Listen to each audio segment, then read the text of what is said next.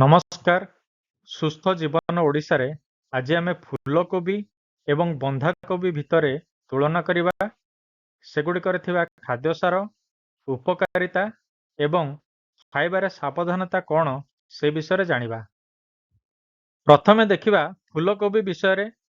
ପ୍ରତି 100 ଗ୍ରାମରେ କ୍ୟାଲୋରି ଥାଏ 25%, ପୁଷ୍ଟିସାର 2 ଗ୍ରାମ, ତନ୍ତୁ ବା ଫାଇବର ଅଂଶ 2 ଗ୍ରାମ। ଏହାଛଡ଼ା vitamin B complex, vitamin C, vitamin K ଆଉ ଭିଟାମିନ୍ ଇ ଥାଏ। ଏତଦ୍ ବ୍ୟତୀତ ଫୋଲିକ୍ ଏସିଡ୍ ଥାଏ, କ୍ୟାଲସିୟମ୍, ମ୍ୟାଗ୍ନେସିୟମ୍, ଫସ୍ଫରସ୍, ଆଇରନ୍ ଏବଂ ସୋଡ଼ିୟମ୍ ପରି ମିନେରାଲ ଏବଂ ଯଥେଷ୍ଟ ପରିମାଣରେ ଆଣ୍ଟିଅକ୍ସିଡାଣ୍ଟ ଥାଏ। ବନ୍ଧାକୋବି ପ୍ରତି 100 ଗ୍ରାମରେ କ୍ୟାଲୋରି ଥାଏ 22%, ତନ୍ତୁ ବା ଫାଇବର ଅଂଶ 2 ଗ୍ରାମ, ପୁଷ୍ଟିସାର ପରିମାଣ ଟିକେ କମ୍ ଥାଏ। ଏହାଛଡ଼ା vitamin A, vitamin C, K, folic acid, potassium, calcium, iron ଇତ୍ୟାଦି ମିନେରାଲ୍ସ ଥାଏ।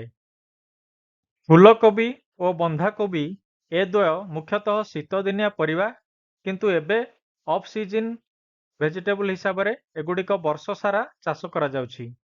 ଫୁଲକୋବି ଆମ ଶରୀରରେ ରୋଗ ପ୍ରତିରୋଧକ ଶକ୍ତି ବଢ଼ାଏ, ଅସ୍ଥିକୁ ଦୃଢ଼ ରଖେ, ରକ୍ତହୀନତା ଦୂର କରେ, କ୍ୟାନ୍ସରକୁ ପ୍ରିଭେଣ୍ଟ କରେ।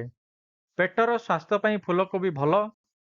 ଆମ ଶରୀରରେ ଆଇରନ୍କୁ ଆବଜର୍ଭ କରିବା ଏବଂ ଶରୀରର ପ୍ରତ୍ୟେକ ଅଂଶରେ ଲଗାଇବା ଦାୟିତ୍ୱ ଫୁଲକୋବିର ହୋଇଥାଏ। ମାଂସପେଶୀ କ୍ଷୟକୁ ଏହା ରୋକିଥାଏ। ଓଜନ କମାଇବାରେ ଫୁଲକୋବି ସାହାଯ୍ୟ କରିଥାଏ। ସେହିଭଳି ବନ୍ଧାକୋବି ଆମ ସ୍ୱାସ୍ଥ୍ୟ ପାଇଁ କେତେ ଉପକାରୀ ଆସନ୍ତୁ ଜାଣିବା। ଏହା ମଧ୍ୟ ବିଭିନ୍ନ ପ୍ରକାର ରୋଗକୁ ଆମ ଶରୀରରୁ ଦୂର କରିବାରେ ଏବଂ ଶରୀରର ରୋଗ ପ୍ରତିରୋଧକ ଶକ୍ତି ବଢ଼ାଇବାରେ ସାହାଯ୍ୟ କରିଥାଏ। ହୃଦୟର ସ୍ୱାସ୍ଥ୍ୟ ପାଇଁ ଭଲ, କାରଣ ଏଥିରେ ପୋଟାସିୟମ୍ ଥାଏ। ମସ୍ତିଷ୍କ ପାଇଁ, ଆମ ସ୍ନାୟୁତନ୍ତ୍ର ପାଇଁ ବନ୍ଧାକୋବି ବହୁତ ଭଲ। ଆଖିର ପାୱାର ବା ଜ୍ୟୋତିକୁ ଠିକ୍ ରଖେ, କ୍ୟାନ୍ସରକୁ ପ୍ରିଭେଣ୍ଟ କରେ, ଅଗ୍ନାଶୟକୁ ଶକ୍ତି ଦେଇ ବ୍ଲଡ ସୁଗାର ବା ଡାଇବେଟିସ୍କୁ ନିୟନ୍ତ୍ରଣରେ ରଖେ, ପେଟରେ ଘା ବା ଅଲସର ହୋଇଥିଲେ ତାକୁ ଠିକ୍ କରିଥାଏ। ବନ୍ଧାକୋବିକୁ ସୁପ୍ କରି ପିଇଲେ ଏହା ଶରୀରର ବିଭିନ୍ନ ଅଂଶରେ ଥିବା ଚର୍ବିକୁ ତରଳାଇ ଓଜନ କମାଇବାରେ ସାହାଯ୍ୟ କରେ। ଚର୍ମ ରୋଗକୁ ଦୂର କରିଥାଏ, ତେଣୁ ଶୀତଦିନେ ବହୁତ ଉପକାରୀ।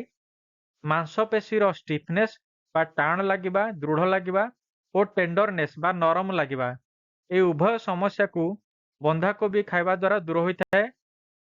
ବନ୍ଧାକୋବି ଜୁସ୍ ପିଇଲେ କୋଷ୍ଠକାଠିନ୍ୟ ସମସ୍ୟା ଦୂର ହୁଏ। ମୂତ୍ରାଶୟର ବିଭିନ୍ନ ସମସ୍ୟା ପାଇଁ ବନ୍ଧାକୋବି ଉପାଦେୟ।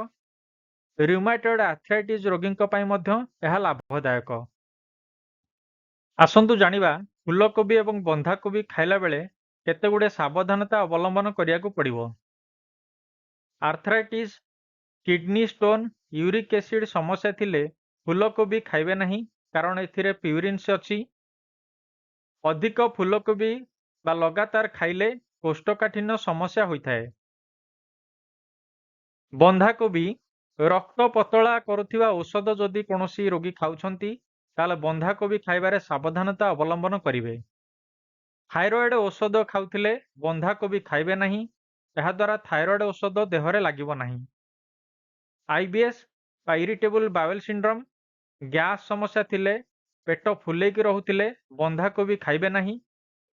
ଏହାଛଡ଼ା ଯେଉଁମାନଙ୍କର ଏପିଲେପ୍ସି ସମସ୍ୟା ବା ଫିଟ୍ ସମସ୍ୟା ରହୁଛି, ସେମାନେ ମଧ୍ୟ ବନ୍ଧାକୋବି ଖାଇବେ ନାହିଁ।